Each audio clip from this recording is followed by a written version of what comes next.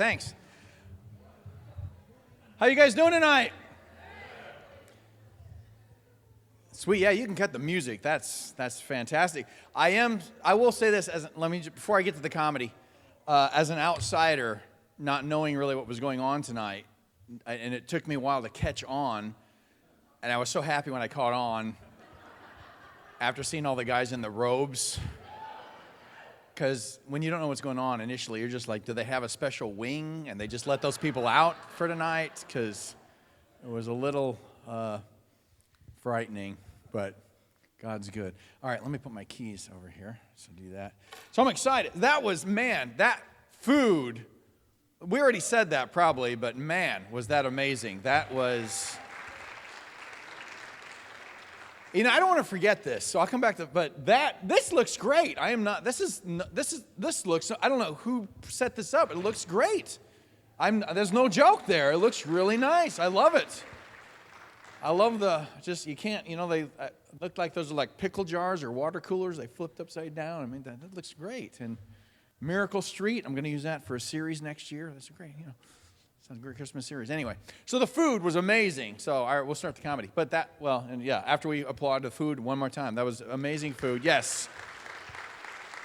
I'm trying to work up my enthusiasm because I just want to take a nap now. It's like, it's good food, like a little Thanksgiving dinner type of thing. But, all right, but that's what I love the most about traveling is on the road, I eat whatever I want. Because at home, my wife's always like, you should eat healthy. And I explain to her, no.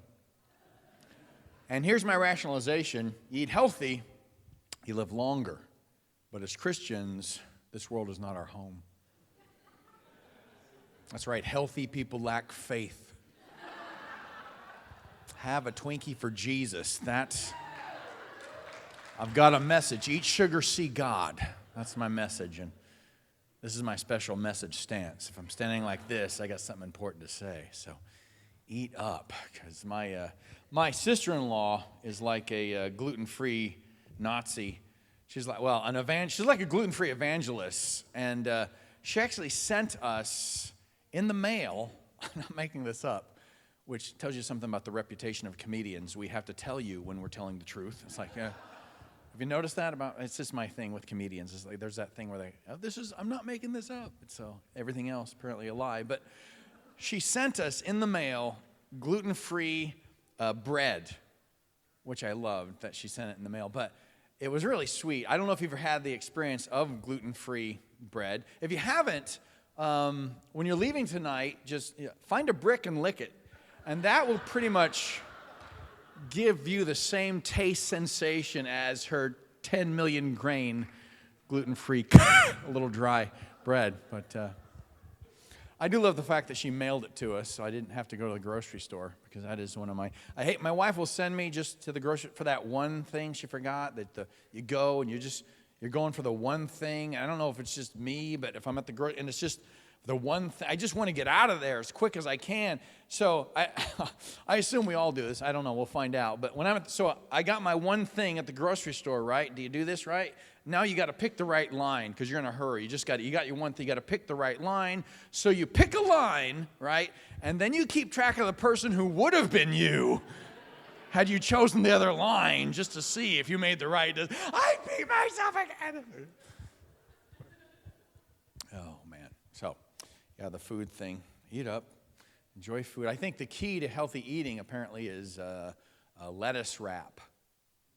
Apparently, if you want to eat healthy, a lettuce wrap is the way to go, which I'm like, hey, if you can't find lettuce wrap to fit around a pizza, what's the point, really? It's not really found that is working out for me, but so eat up, because that was some good stuff. I think we're a little overly concerned, at least in I think over the country. It's just about our appearance. The whole, it is good to eat healthy and all that stuff, but just the overly, the concern with appearance is a little much. Do you think we take it a little too? I think we take it a little too far. So I'm just like, eat. Okay, my point of view, if you're overweight and you've always been overweight, then you're not overweight. That's called maintaining right there. That's what that is. So just, you're going to have a certain type of body. That's the body you have. That's the way the Lord made you. So not a big deal. My wife works out regularly at 24-hour fitness. Do you have that over here, up here? That's too many hours for fitness, I'll tell you that. I went with her last time I was home, and we get there, we get approached by this female bodybuilder, personal trainer lady whose body was wrong. Like, work out, but don't work out until your body's wrong. You know, she had her hair up in a little bun. I thought, turns out it was a muscle. I think you're doing squats wrong, ma'am. You should be able to flex your head. Like, she made her hat flip. That was kind of cool. Making her hat flip. So, got my hair cut at a beauty college, so that explains that. If you've ever gone to one of these places to get your hair cut at a beauty college, never go. It's an actual footage of students cutting my hair. Teacher standing there going, no. Monique, this is your last chance. Try the other side. Any beauty students in here tonight? Anybody cut hair for a living? You cut hair for a living over here, ma'am? Now, what's your name? Carol? Now, where did you go to beauty school, Carol? The what? American Beauty College in Bellflower. All right. And you graduated? You did? I don't...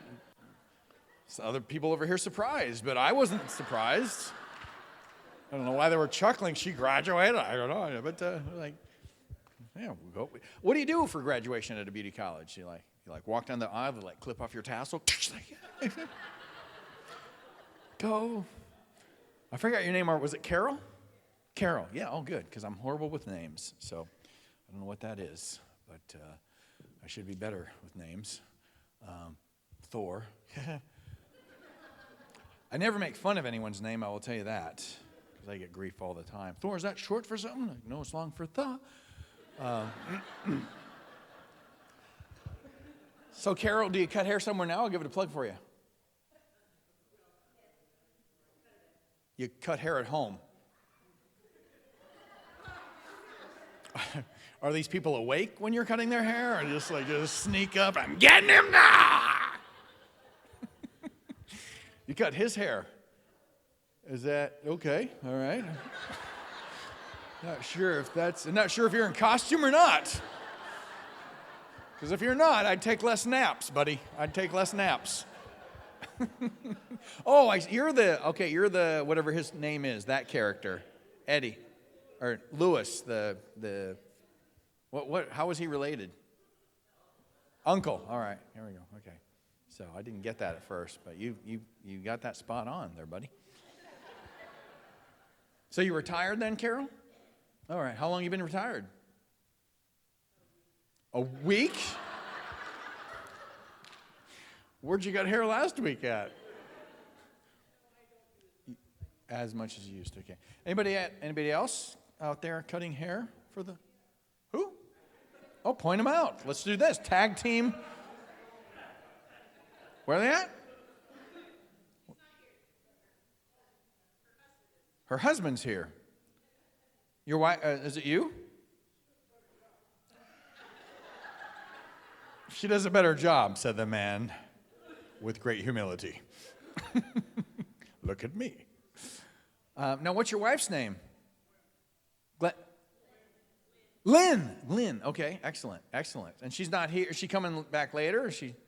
No, she couldn't be here tonight? Cutting hair somewhere. What's that? She's catering? And she's a beautician? This was really good. There was a little, like a peach fuzz on it for some reason. Tell her she was part of the show and we missed her. Tell her God bless you. That's the standard. If you've never seen a Christian comedian, the standard thing is we can make fun of someone as long as afterwards we say God bless you. It works out that way. So no one else cuts hair for a living? No one else went to beauty school? Last time for that? No one else? Because that wasn't that painful to talk to me, was it? It was fun, wasn't it? Fun? I thought it was fun. Okay. All right, that's fine. We'll move on. So, my wife and I we have, how many parents in here by applause? Parents? That's not grammatically correct. It drives me nuts. I don't know another way of saying that. You can't be parents by applause. But, yeah, so we have two kids. We have I should find out. No, we have a 6-year-old and a 15-year-old, because we're good planners. We're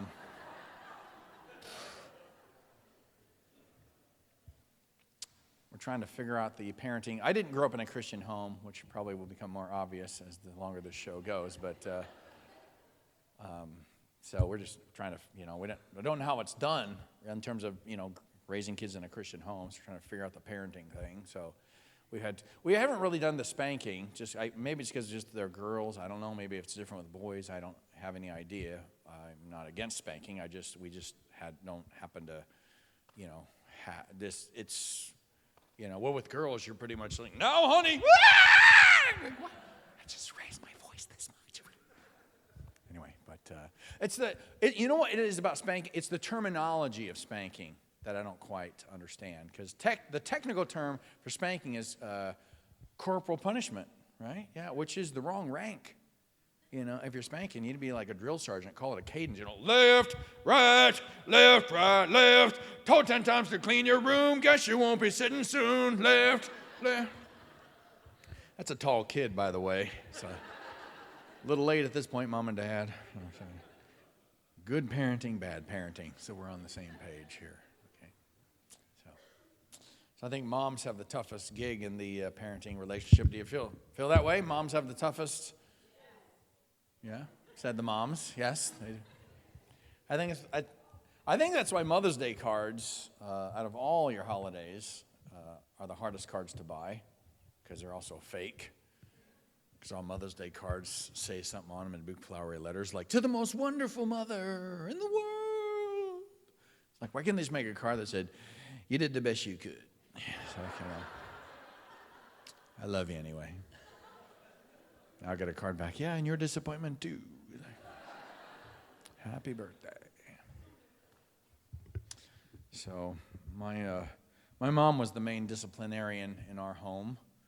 I don't know if you had a mother like this or grew up with a mom like this, but my mom, her method of discipline was to yell as loud as she could. You ever had a mom? She would just scream, right? And then if my behavior if it would increase, she would scream louder, and then it increased more. She would just scream even louder. For some reason, her screaming made me act up more, and it would just escalate. It turned into like a frazzled mother cheer. It was like she was cheering me on. Did you just hear what I said? Did you just hear me? Did you hear what I said? Did you hear me? Am I talking to myself? Am I talking to myself? You're driving me nuts. You're driving me nuts. You're driving me nuts. And don't tell me I was unstable before I had you.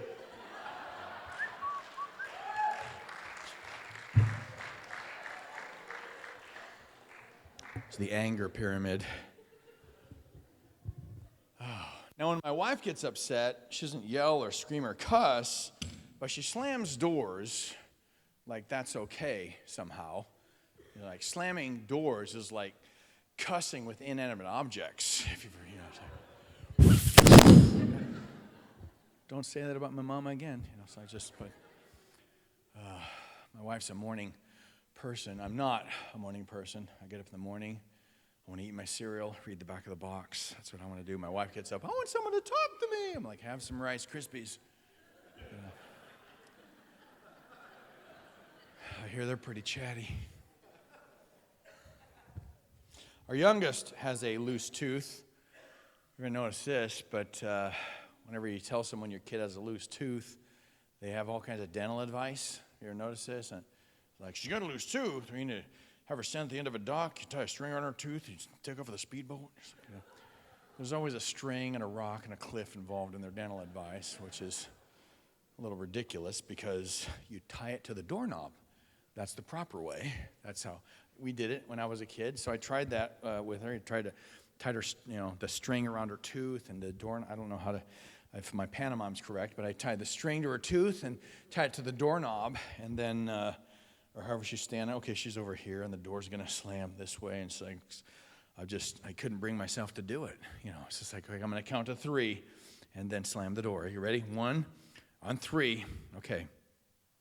Okay, you wait here while I go make Mommy mad. Okay, hold on. It's just going to get back to a long way to go for that one. Oh, now I like having kids. I don't have any complaints about being a dad. My only complaint is not with my children. It's the toy companies. Have you tried to open a toy lately? I bought my daughter a stuffed animal. It was strapped to the box like it was going to the electric chair. Like tape, twisty ties, barbed wire, guard towers. Like, Dad, I want to play with my dolly. Like, honey, apparently your dolly's on death row. Put some nice clear plastic on the front. You can visit your doll anytime you like. Hi, Dolly, can't wait till you get out. I said I can't wait till you get out. Like, let the toys go. What amazes me is that strapping up these toys, twisting, tying, strapping these toys in, this is someone's job.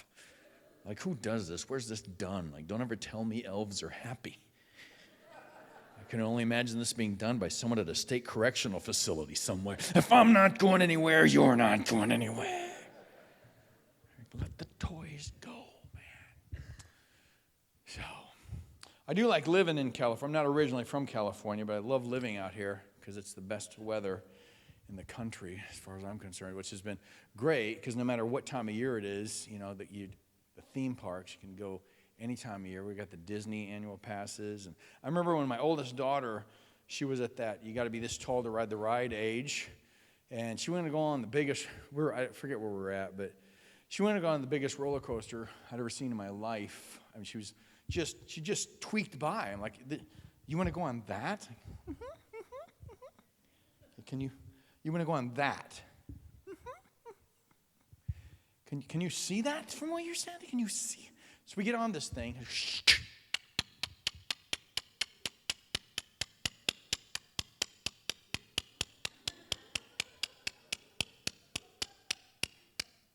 I want to get off.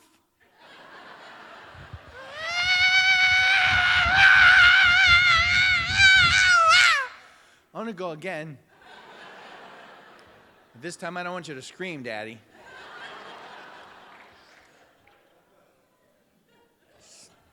Tell Mommy I spilled my Coke. That's all.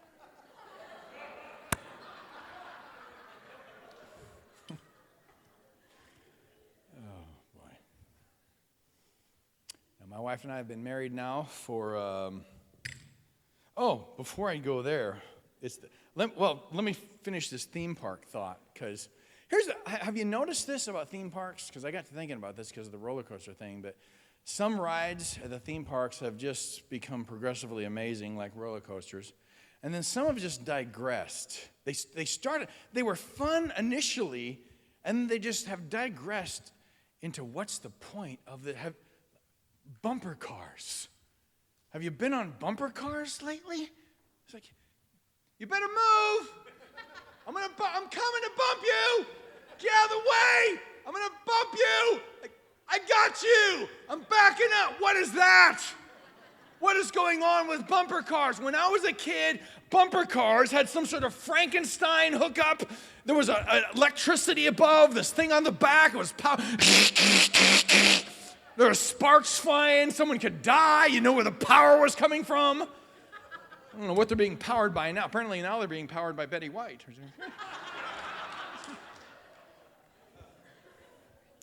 I'm so glad that worked. I shouldn't give commentary, but I'll just give you a little. This is where the comedy show stopped. We'll start again in a second. But so I used to do that. My punchline for that joke used to be Tim Conway, but I'm finding that anyone under 40 doesn't know who Tim Conway is. And I was doing an event in Seattle last week or the week after, or the last couple of weeks anyway, and there were some millennials sitting up front, and I ended up talking to them about that. They knew who Tim Conway was, and I started talking to them about that, and then It was the Betty White. They all knew who Betty White was. I guess she's on some show now. What's it? She's being recycled. That is a wonderful way to put it. How's your career going? I'm being recycled. It's wonderful to be used, I guess. But anyway, all right. So that was just commentary. That's not to. And back to the comedy show. Okay, here we go. I was on something there right after that. Oh, marriage. Yeah, there we go. I'm right into marriage. So my wife and I have been married now for 21 years. We've been married for 21 years. We've known each other for, oh, thank you. I don't know why you're applauding. You don't know her. But we've been married for 21 years. We've known each other for 3. I will say this. Marriage is a continual adjustment. Ladies, if you would like to know what's going on inside your husband internally, this is a visual representation. What are you doing? I'm adjusting to you.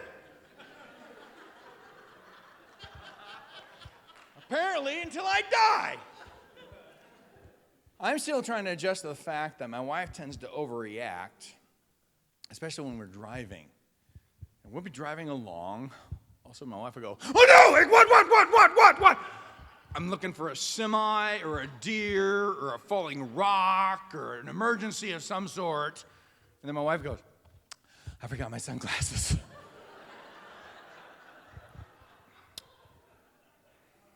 What a coincidence. I forgot a change of underwear. So did you spill your Coke again? Okay. Oh. And I'm not saying this applies to all women unless they're female, but for some reason, no, it's just, my wife cannot answer a direct question. Here's the thing. I started comedy in 1987. Anyway, for the first 15 years of our marriage, I didn't do one joke about my wife in my act, not one. And then after like 15 years of marriage anniversary, I'm like, looks like you're sticking around, you're in the show. So anyway, but we'd have this argument because I would say to her, you can't answer a direct question, and she would deny it. So I wrote this. This conversation is verbatim. This is the conversation we had. So I asked her this question. Now you just think to yourself, I know you're not there. I know the context is different, but you think to yourself how you would answer this question in your home. I said to my wife, I asked her, is the car in the driveway? You take a shot how you'd answer that question. This was my wife's answer verbatim. When I brought Eden home from dance class, I had to move 2 trash cans and the blue one was full.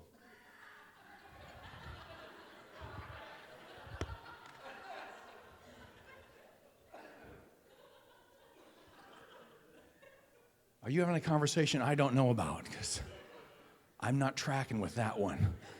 I thought that was like a simple yes, no question. And literally, if you have not been, I don't know how long you've been married, but I wasn't married long enough at that time to actually interpret that. You know what that was? That was her way of saying, take out the trash. But she can't say, take out the trash. Yes, the car's in the driveway. By the way, take out the trash. That's a conversation I can get on board with. So I didn't know if the car, I don't know, Here's the thing. How do you resolve things like that in your marriage? So you might want to know, it's easy. Look out the window. That's what you do. You look out the window. It's like, no need to talk to you. I'm looking for answers. I enjoy the conversation with you, but when I need answers, I just have to look at it. My wife's a good lady, so I've been married. Yeah, it's been good. Well, hey, it's a good marriage. What's your other choice? That's how you should look at marriage. Seriously, like, what's your choice?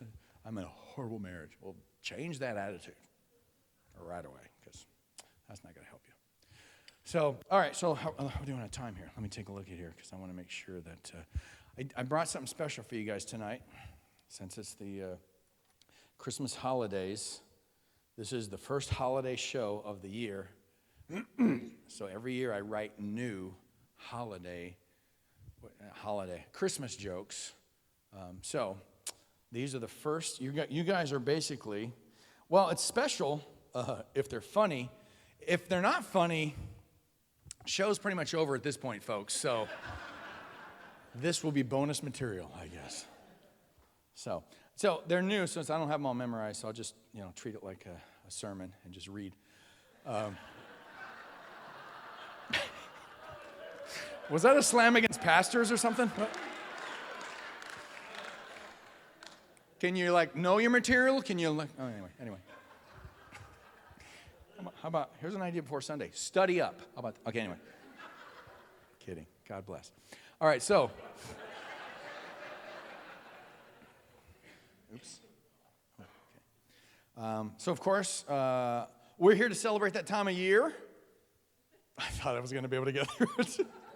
Okay. We're here to celebrate that time of year. Christmas season brings, I think, an intensified time of stress. Do you feel that? Because of relatives. Let's be honest. Santa had it right. Visit people once a year while they're sleeping. That guy, he knew. This is true. Of course, I have to tell you all the other made-up stuff. Anyway, this is actually true. I have a lot of sister-in-law material for some reason, but this is true. One year, my sister-in-law gave me a vase for Christmas. Yeah, a vase. She gave me a vase, and I don't want to seem ungrateful, but I am because it's a vase. Well, at least it wasn't an urn, That's okay. Maybe we'll keep it down. I'm not sure. This one I only highlighted the ones I thought would work. I didn't highlight this one, so I have no expectations for it. But here, I'll just throw it out there. It's a throwaway. I don't care how desperate you become at any time of the year, but especially Christmas. Never borrow money from a relative. I'm telling you that right now, because you borrow money from a relative, that will only ensure that one of you never shows up for Thanksgiving dinner again. See, I knew that was just not strong enough. Too real. I will say this about Thanksgiving. This isn't on the thing, but Thanksgiving, this is probably not going to go over, but it's kind of it's one of those odd duck. It's an odd turkey holiday. It is, because there's just, I guess what I'm asking is, what's the payoff? Really, Halloween, you get candy. Christmas, you get presents. Thanksgiving, you spend the entire day with relatives, you get nothing in exchange. I knew that was not going to fly either, so anyway, all right. This is true. I took our youngest daughter, Kate, for a ride in her wagon last night to look at the lights in the neighborhood. And we do this every year. We just, walk around the lights. And there was a house, and on their front lawn, absolute truth, they had a lighted nativity with a lighted polar bear along with a lighted Eiffel Tower. I knocked on the door. They're like, "Can I help you?" I'm like, "No, I just want you to know our church offers free counseling." You don't seem to have it. You seem confused, that's all. But, all right, maybe I'll keep that one. We visit one of those crazy Christmas houses every year. Like they have the one where you can bring a can of food and you can tour the house. It's like that's the overboard. They were actually on the show, What's Up with Those Crazy Christmas Houses. So we visit that house every year, except we go at like 3 a.m. when all the lights are off. And then I knock on the door, and they come upset, and they always say, "Are you nuts?" I'm like, "Am I nuts? Have you seen your house?" Yeah, that one did not work. I just wrote that 3 hours ago at Starbucks and had so much hope. What do I get from you guys this Christmas season? No, kidding. It's not your fault. It's not me, it's you. I mean, it's not me. No, it's not you, it's me. That's what I meant to say. Okay. I'm going to throw this one out, too. I wrote this one right after that other one, so anyway. Is it just me? Probably. Or does looking at is it LED lighting? All right. Is it just me, or does looking at LED Christmas lighting make you feel like you're on drugs? It's only 30% of us. The rest of you are like, "We are on drugs." I have a prescription. Prescription drugs. So that's what I meant, of course. I love all the food during the holidays. I should actually unhighlight some of these. Let me unhighlight those two real quick. So tomorrow night, as I'm performing these, no one else will have to sit through those as you have. Thank you for your sacrifice. I love all the food during the holidays, but there's one food I am confused about, and that is figgy pudding. Figgy pudding. Have you heard the big song? Bring us some figgy pudding. I do not, that does not sound delicious to me. I assume it's made out of figs, and all I know is what Adam and Eve did with figs, and I don't want a pie or a pudding made out of that, okay? Like Fruit of the Loom strudel sound good to you? Would you like a little Hanes cake? Boxer or brief, just a small slice. Thong, there you go. There's a... That was mixed. When it comes to Christmas gifts, they always say it's the thought that counts. And until you notice one of your presents came from the 99-cent store. You're like, I guess it is the thought that counts. And what they're saying is you're not worth much. Merry Christmas. I wrote this one driving over here. You guys will appreciate this if you know the area, because it's based upon your area. Competition is really beefing up at these 99-cent stores this Christmas. I was in Artesia yesterday, which is today. This is what I'm going to say tomorrow.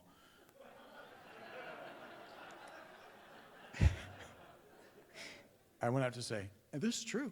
And I drove by a 98-cent store. Have you seen that? I have never in my life seen a 98-cent store. It's like, wow, that's competition's a little stiff. Like, what's their slogan? Like, save a penny, you cheap son of a Dutchman. Oh, hey. That'll go over big at home, too. All right. I'll throw this. You guys, anybody remember Goop? This was a Christmas gift when I was a kid. It was called Goop, made with Mattel, and then they sold these the forms that you poured the goop in. Well, it came with so you poured the goop in a mold, and then you put it on a hot plate until it was like lawsuit hot. And then, see, I'm gonna let it go. That one's staying unhighlighted. I should have said it better. Thank you, ma'am. No, it was the delivery. The joke was okay. It was your delivery was off. I think if you knew the material, we might go for it more. But since you don't really know this material, it's hit or miss with us. She tells you where to park? Well, look at how you're dressed, sir. You need to tell you a lot of things. God bless you.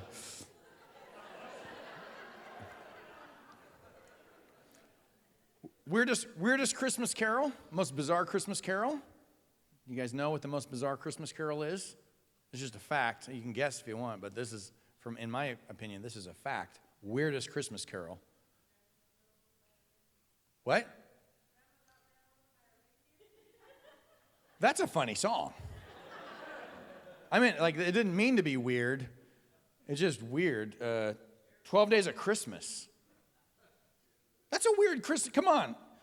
Add 30 French hens and 36 canaries to your 12 partridges. The song should end with 13 cans of air freshener. I'm going to keep that one. You like that one? Thank you, ma'am. I like how you guys are getting into it. I like that one. If she can comment on your delivery, I will comment on the material. That's a keeper.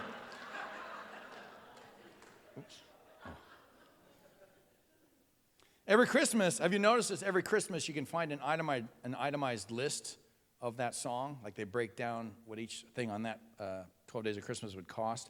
8 maids of milking, surprisingly, only $52. 8 maids of doing windows, priceless. All right. Okay, I'm moving down towards I got 4 unhighlighted ones. Let me look at the time here. Okay, but I'll throw these out. Okay. It was 1645. In 1645, to rid England of decadence, the Puritans canceled Christmas. This is true, right after they voted for socialized medicine. But let's see the next thing here, okay. Okay, I knew that was going to, okay, that's staying unhighlighted. Here's another one that probably will. It's sad when the comedian doesn't have confidence in the jokes. I'm not even sure why I'm reciting them, because sometimes they surprise you. They do. Sometimes you just throw stuff out and you go, I had no idea that was funny. I didn't think it was funny, and then people laugh at it. I've got a few jokes like that in my act. Okay, anyone exhibiting the Christmas spirit in colonial Boston was fined 5 shillings, which I like the spirit of that idea, though, because I wish we could find, I can't say it now because I just looked at you, ma'am. I said, I wish we could find people who wear reindeer antlers. but I'm not going to say it because you're very nice. You're a very good audience member. Somebody will throw it out. It's a tradition in our household to hold up the book A Christmas Carol and say to the kids, this is what people did before TV. Let's watch A Christmas Carol. Okay, I knew that was a horrible one. I don't have a joke for this one, but I wanted to do something about that elf on the shelf. You know what drives me nuts about that? Have you seen I'm sure you've seen them now. They've been out for the last several years. But it says elf on the shelf, and then it says something in the box like a Christmas tradition. Who here grew up with an elf on the shelf? Well, you probably just, for the last 3 years. All right, I wanted to do something. I don't have a joke for that. I don't remember that Christmas tradition, and I was going to say, I remember anyway, I don't have a joke, but it's a great premise. All right, elf on the shelf. I'll work with that. So here's my last one I'm going to throw out here. I have another sister-in-law, so I have 2 sister-in-law Christmas things. This is true also. Another sister-in-law, she has the tradition of making oyster soup during the holiday season. Has anybody else heard of this tradition? You have? Oyster stew, I guess, or soup. Some traditions should just die. Because if the oysters are bad, I can't even read the joke. But if the oysters are bad, if that tradition doesn't die, you might. Okay, yeah, that was let me unhighlight that one. It was a delivery. Oh, man. See if I got any actual Christmas. What's your guys' favorite Christmas? What's your favorite thing about Christmas? Just do that. Favorite. What's that? Music is your favorite thing about Christmas? Like, that you like to decorate? Anybody else like to decorate? Raise your hand if you like to decorate. Well, that's why most of our neighborhoods are dark right there. That's pretty much it. I don't want to, I wish I wanted to, oh, I know what, have you seen this commercial with the kid, first of all, it's the people, they have the brand new car in the driveway with a bow on top. Every year this commercial, there's a brand new car with I don't know who these people are. I couldn't afford the bow. Have you seen the size of these bows? Anyway, but there's one with a new car, and the dad shakes the snow globe and tells the little girl whatever Santa gives everyone a snow globe, and whatever's in the snow globe, that's what you get. So I wanted to do that with our kids, and he was like, so we got a house with no lights. So what I did is I got a flashlight, and I duct taped it to a disco ball and pointed it at the house. It looks like it's snowing. So there you go. It works. Anyway. So you guys, I grew up in a small town. I'll end with this. Who's from a small town? Anybody from a small town? Where are you from? Where? Boyden, Iowa. Now, what's your name, my friend? Dan from Boyden. What's the population of Boyden? It was about 500 when you were there, and now it's 499. Okay, great. On sale now, run. No, what's Boyden, Iowa known for?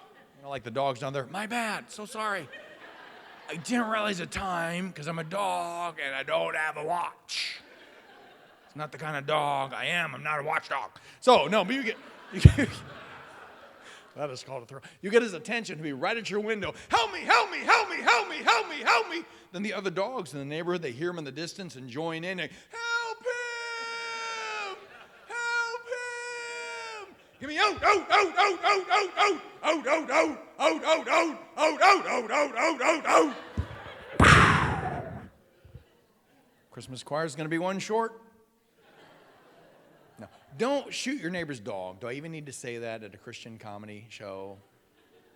Because then you got a dead dog in your front lawn with a bullet hole in its head. How do you cover that up? It's not like you can take a little pistol, put it next to its paw. Leave a little note. It says it can take the fleas anymore. It's right there. So check the note. Now, see, the barking bothers me because night is generally when I sleep. I don't know what your habits are. I'm a night sleeper, and I love to sleep. I'm one of these people, though. I have to have total silence, complete darkness, or I can't fall asleep. And I tell you something, you people who snore, you sandblasters of the night, you callers of the hogs, how do you people make these noises? Where's this stuff come from? It's like you're laying there in a coma with that constant reminder, I'm asleep. You are not. I'm asleep. You are not. I'm asleep. Even the dogs are outside. Roll over! Hey, Merry Christmas, you guys. Thanks a lot. I really appreciate it.